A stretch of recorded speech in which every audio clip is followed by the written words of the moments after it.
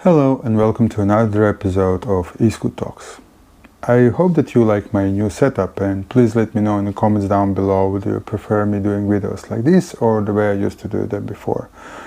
Also, this episode is probably going to be edited a little bit because I'm going to try and cut out all the cough and things like that.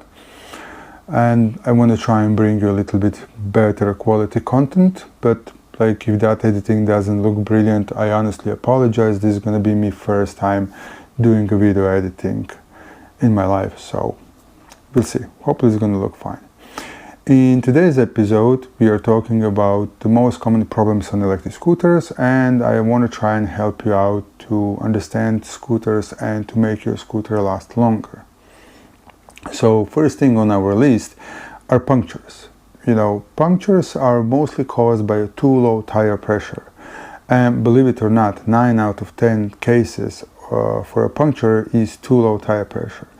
When you're riding on a too low tire pressure, what actually happens is that every time the tire touches the ground, the sidewalls expand and inner tube is rubbing against outer tire, and small wheels need to spin much more time than the wheels on the bicycles. So sooner or later inner tube is weaker, so it's gonna wear out and you're gonna get a slow puncture. So I would advise you keep an eye on your tire pressure. Check your tire pressure at least once every 2 weeks. I check it on mine once a week on the scooters that I'm using regularly. If I'm not using a scooter for a longer time, before I go for a spin, I check a tire pressure. Also, if you do get a puncture, get off the scooter and push a scooter, because if you continue riding on the flat, then you'll again need to replace both tire and the tube instead of replacing just the inner tube. Now, next on our list is water damage. So first of all, double check your scooter's water resistance in the user manual if it's possible. If not, try and find out those informations online. Most of electric scooters are actually not waterproof, so try to avoid using them in the rain. There are some accessories that can help you, but if your scooter is not rated as a waterproof, I would avoid riding it in the rain, because you can get the water damage, and trust me, taxi is cheaper than a water damage repair on a scooter. Also, I would advise you to avoid opening a deck, and if you need to open a deck where your battery and your controllers are, make sure to properly close it down and tight it properly, not over tight it, because if the deck is plastic, it's gonna crack. And also, if there's some kind of rubber seal, inspect that rubber seal, and if it's damaged, replace it. So next on our list are burning controllers. The most common reason for that is actually too powerful regenerative braking. When you're using your regenerative braking on your scooter, your motor is actually trying to regenerate some of that braking power and turn it into electrical power, send it through a controller back to your battery. So basically it's trying to recharge your battery.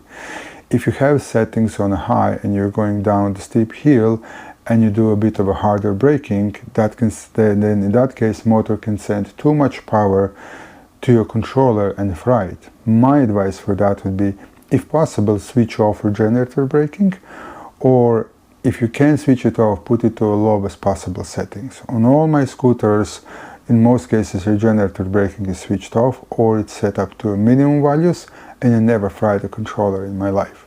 Also, another thing that can fry your controller is actually overloading your scooter, putting too much load on the scooter. I've seen, 2 people riding on a scooter. I actually saw a picture of, I think, like 4 or 5 people in Dublin.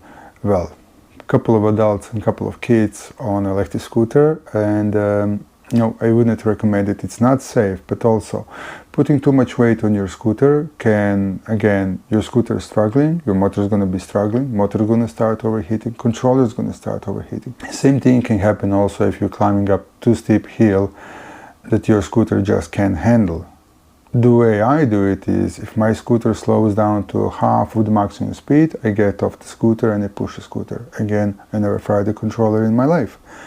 And the last thing that can also cause frying your controller is a too low tire pressure. Well, actually riding on a flat tire, too low tire pressure is going to slow down your scooter.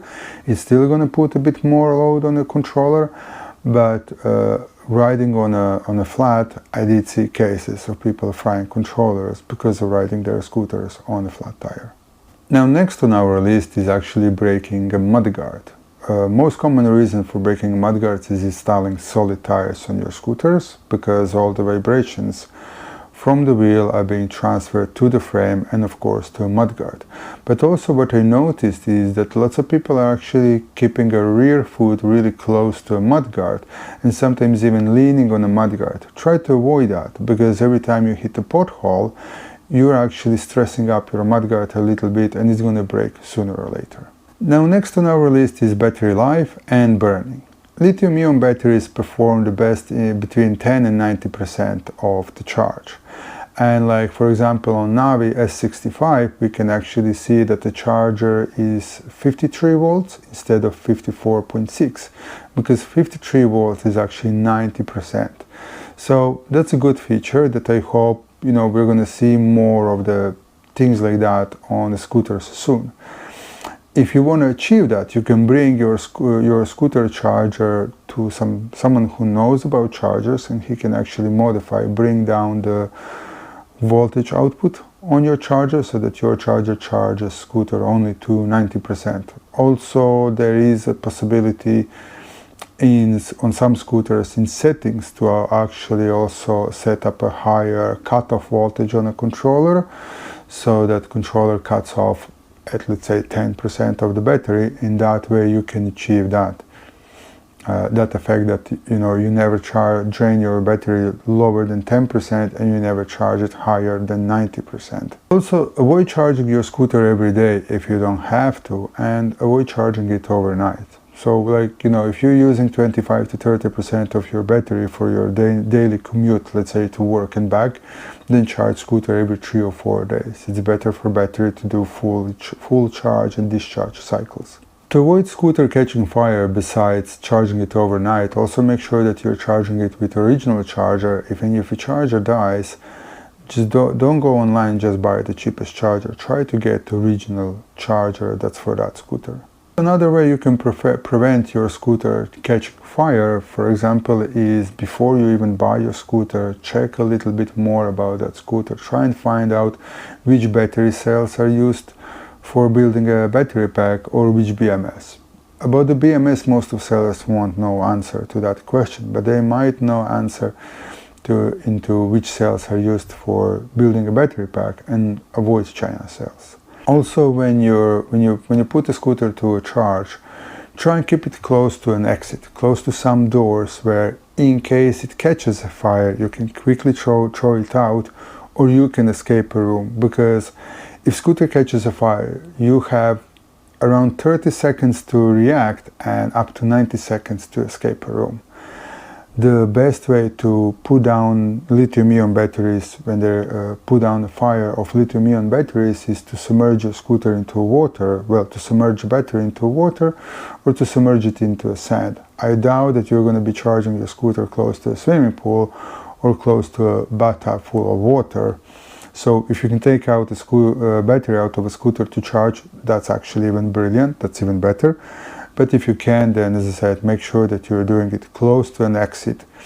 And if you can get it out within 30-60 seconds, then you have to get out and call firefighters. I don't want to scare you out, because electric scooters don't catch fire that often, but it's better for me to warn you in case that happens. Now, next on our list is stem breaking up. It's also quite common issue, common problem.